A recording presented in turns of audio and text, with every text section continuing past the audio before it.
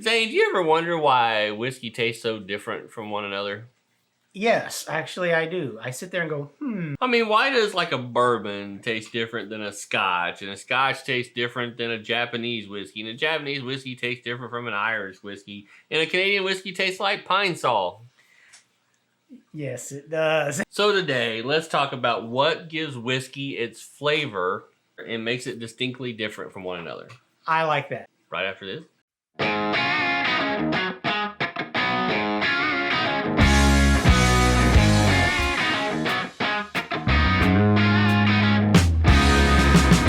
Welcome to Hold My Whiskey. My name is Jeff. And I'm Zane. Today we're going to talk about why whiskey is distinctly different from one another and what gives it flavor. Sounds like a great idea.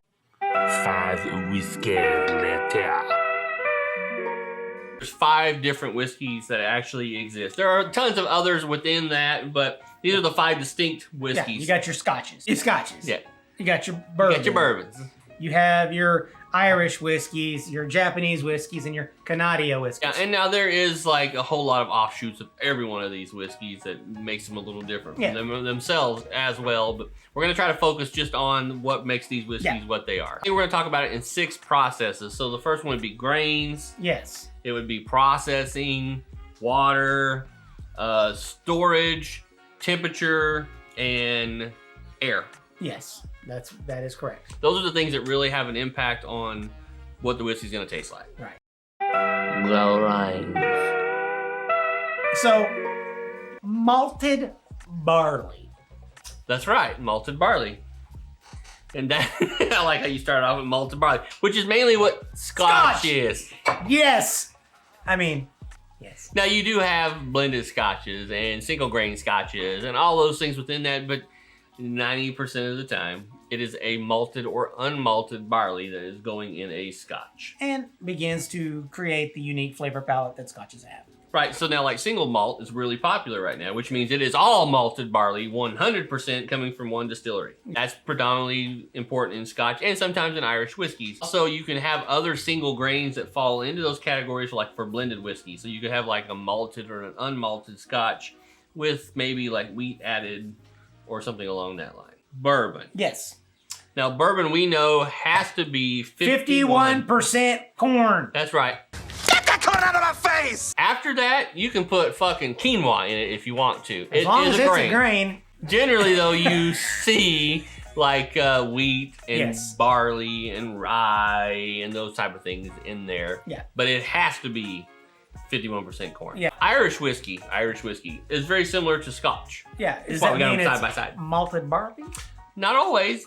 Not always. Sometimes it's malted barley and unmalted barley. Well as it is also done in pot stills most of the time, if not all the time. Right. Normally do that in single pot stills. Which you alluded to, yes. Which we alluded to, which is a mixture of malted and unmalted barley. So they may take like a malted pot still and then mix that into an unmalted pot still later in the process. So now, when it comes to Japanese whiskey, it's like a Scotch. They're like a Scotch. I mean, that's who taught them how to make whiskey to begin with. So, I mean, Japanese whiskey is very similar to Scottish whiskey, so they're very much in the same line. Now, Canadian whiskey generally used to have just rye in it because rye was the hardiest grain they could grow that far up north. Nowadays, there's a little bit more closer to bourbon. They have a little bit of corn going on in there, but they're still really accounted as a rye whiskey.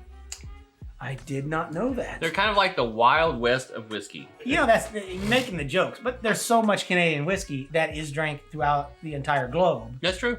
There's some good stuff. Processing. This is where the sciencey shit really kicks in. It does. And so we're not going to really get too deep in that because the stuff that we probably couldn't even explain correctly. I love Scotch. Scotches got Scotch. Scotches, they will go dig up a bunch of peat.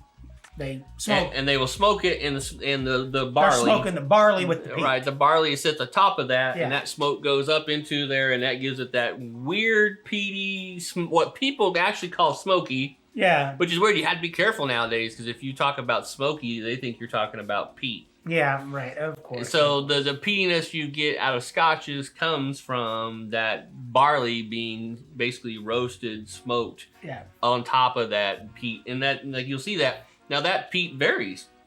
from area to area. Area to area. So that's right. Yeah. There's certain regions of Scotland that are way more peaty, smokier than other areas. And that's why you get things like Ardbeg, which is in the Islay area of Scotland. So you see a lot of those type of whiskeys coming out of there. Very smoky.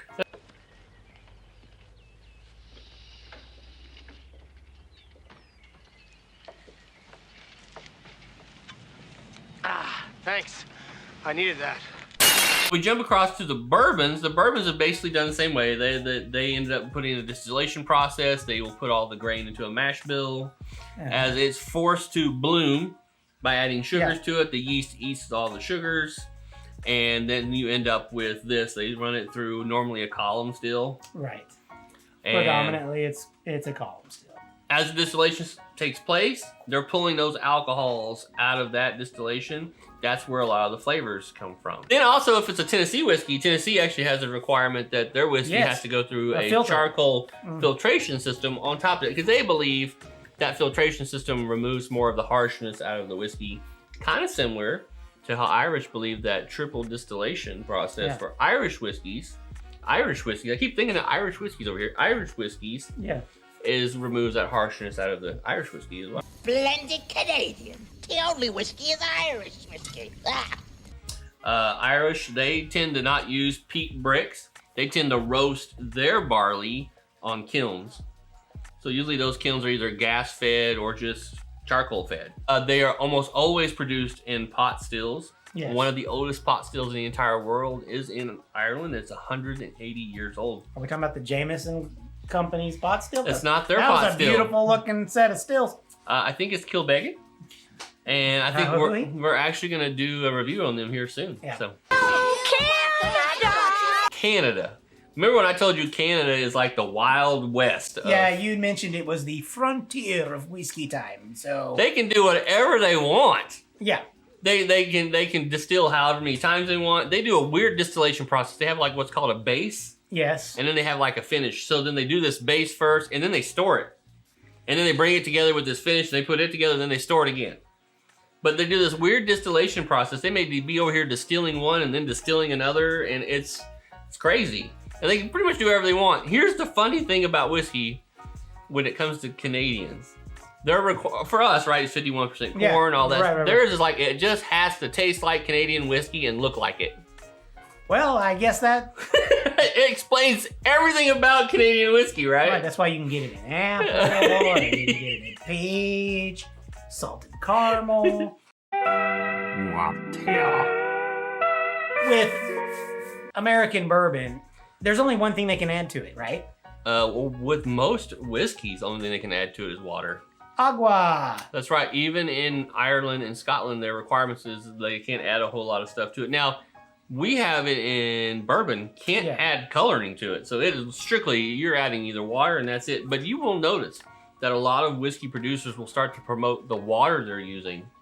Oh, well, in Tennessee, they make a big deal about that, for sure, yeah. And they do over in Scotland. You hear Scotland, they're talking about these ancient waterways that they use to produce their whiskey, because they believe that even the water that they're putting in there has an impact on the taste of the whiskey. Which makes sense because science. Science. Storage is that interesting side, because that's where storage is how you get a scotch that got kissed by American bourbon. That's true. I mean, a lot of Scottish companies buy a lot of Jack Daniel's barrels. That's right. And other big suppliers like Jim Beam for that bourbon bourbon cask.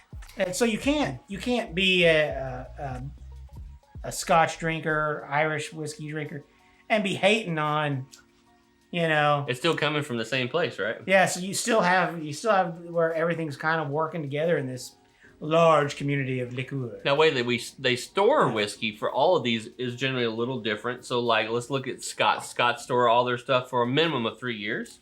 Right. And they are usually stored in ex bourbon or ex port barrel sherry cask. Sometimes port barrels too. Now, Irish, they have the same kind of minimums. It's the 3 years in a barrel minimum, and they kind of do the same way Scotch does. Well, they pick out barrels on purpose, obviously. Most people do that, but it doesn't have to be like anything else. It doesn't have to be a charred black barrel. It can be. No, there's been some that they're like the Jameson Black Barrel where they're charring it a second time. So they bring in a used barrel and they char it again. Right. Or like these guys with Nannerjack, where they're it's a new oak barrel. They're buying a new virgin oak barrel to finish their whiskey in that. So. And then you got your Japanese, which they like to do things similar to Scotches, but they get some of the most expensive oak, Mizunara oak, to store their whiskeys in. And then also bourbon producers, they put all of bourbon has to be in new oak barrels that are charred, so they're not using used barrels. That's where they are so much different from everybody else. Yeah, it could be new oak, it could be charred new oak, but it has to be new to be bourbon. Okay. Now Canadians, on the other hand, here we go with the Wild West of whiskey producers. They have to be stored in wood barrels. That's it. They're not specifying the wood. They're not specifying how big the barrel is. It literally just needs to be in wood barrels. Temperature and ale. Now, you know well as I do, Scotland seems to kind of be a cooler, wetter climate. Yeah, which will affect how the ebbs and flows of the whiskey interact with itself and the barrels it's in. Hence also why it takes longer for Scotch, right, to mature. Right, because you go to the other end, let's say Japanese whiskey, which is still kind of Scotchy. It is still kind of that coastal thing like Scotch. But they're in a warmer environment and it doesn't take as much time.